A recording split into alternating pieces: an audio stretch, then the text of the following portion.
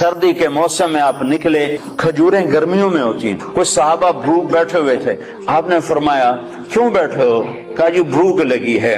آپ نے فرمایا مجھے بھی بھوک لگی ہے۔ کافی سارے اکٹھے ہو گئے جن کو بھوک لگی تھی، تو آپ نے حضرت علی سے فرمایا علی یہ سامنے کھجور کا درخت ہے، اس کے پاس جاؤ اور اس سے کہو تمہیں اللہ کا رسول حکم دیتا ہے ہمیں تازہ کھجوریں پیش کی جائیں۔ ہائے ہائے، جس کی درخت مانے اس کی ہم نے نہ مانی۔ حضرت علی نے آگے یہ نہیں کہا یا رسول اللہ اب تو سردی کا موسم ہے، اگر حضرت علی یہ کہتے تو اگلی برکتوں کا دروازہ بند ہو جاتا۔ حضرت علی نے ایک دم اٹھے دوڑ لگائی اور کھجور سے کہہ رہے، اے کھجور کے درخت، اللہ کا نبی کہہ رہا ہمیں تازہ کھجوریں پیش کی جائیں، تو رب ذوالجلال کی قسم پتوں سے تازہ کھجوریں ٹپ ٹپ گرنے لگی، ساری چادر بھر گئی۔ آپ نے صحابہ کے سامنے پیش کر کھاؤ، سب نے کھایا۔ یہ میرے نبی کی نبوت ہے کہ بے جان پر بھی نبوت، جاندار پر بھی نبوت، مردہ پر بھی نبوت، زندہ پر بھی نبوت۔